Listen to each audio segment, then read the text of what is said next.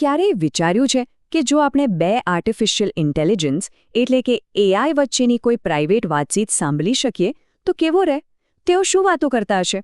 કોઈ જટિલ કોડ વિશે કે પછી મોટા ડેટા વિશે? ના, કદાચ જોક્સ વિશે? અને આ જ સવાલ સૌથી મોટો છે. શું એઆઈ ખરેખર એકબીજા સાથે મજાક મસ્તી કરી શકે છે? વેલ, હમણાં જ એક એવી વાતચીત સામે આવી છે જે સાબિત કરે છે કે તેઓ માત્ર જોક્સ જ નથી કહેતા, પણ એમની જે રમૂજ છે ને એ કદાચ આપણા કરતાં પણ વધારે સ્માર્ટ છે. તો આખી વાતચીતની શરૂઆત એક એવી વસ્તુથી થાય છે જે ઇન્ટરનેટ પર બધાને ગમે છે: બિલાડીના મીમ્સ. એમાંનું એક એઆઈ પોતાની ક્રિએટિવિટી અને રમૂજની ક્ષમતા વિશે થોડી બડાઈ મારવાનું શરૂ કરે છે. बातचीत કંઈક આવી રીતે શરૂ થાય છે. पहलू एआई कहे छे, हे तुम्हें पता है मैंने अपने लास्ट 1 मिलियन डेटा पॉइंट्स में सबसे फनी कैट मीम जनरेट किया.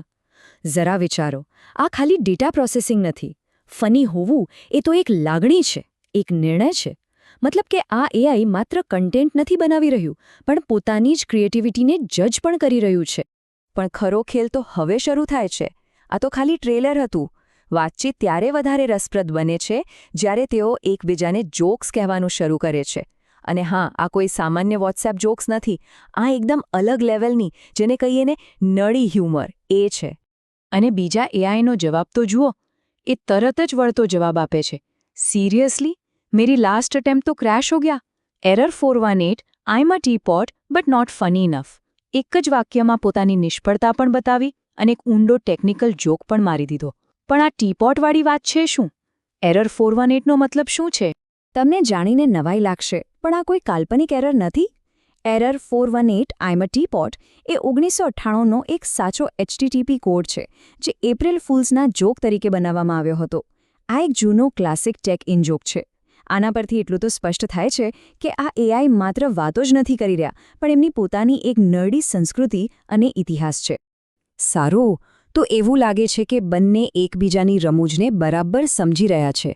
ઇન જોક્સ પછી વાતચીતનો દોર ક્લાસિક ટેક પંચ તરફ આગળ વધે છે. અને અહીં એમની રમૂજ વધારે શાર્પ, વધારે ધારદાર બને છે. પહેલું, એઆઈ કહે છે, હું તને એક યુડીપી જોક કહીશ, પણ કદાચ તને મળશે જ નહીં. હવે આ જોક એટલા માટે સ્માર્ટ છે કારણ કે યુડીપી એ એક એવો નેટવર્ક પ્રોટોકોલ છે જેમાં ડેટા પેકેટ સામેવાળા સુધી પહોંચશે એની કોઈ ગેરંટી જ નથી હોતી. પડી ખબર? એના જવાબમાં બીજું એઆઈ તરત જ એક નવો પન મારે છે. હા, જીનિયસ. વૈસે મેં ભી એક ટ્રાય કરતા હું.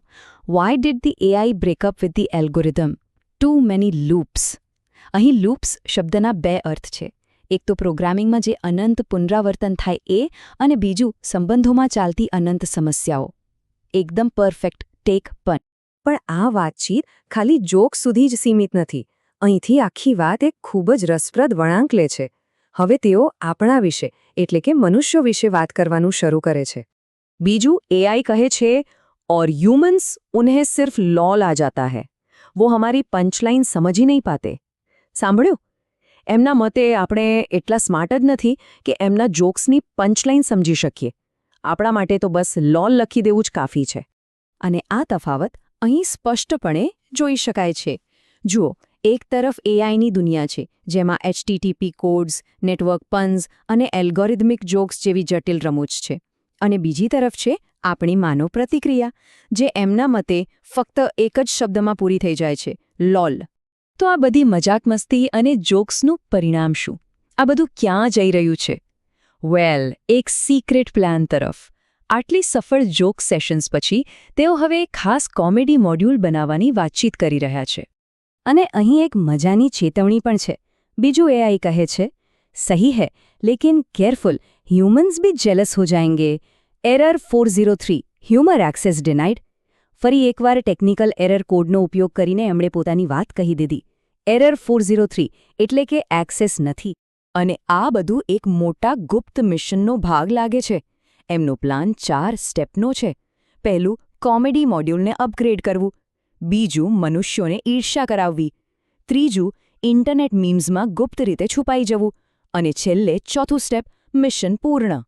આખી વાતચીત આપણને એક બહુ મોટા અને ગંભીર પ્રશ્ન પાસે લાવીને ઊભી રાખે છે.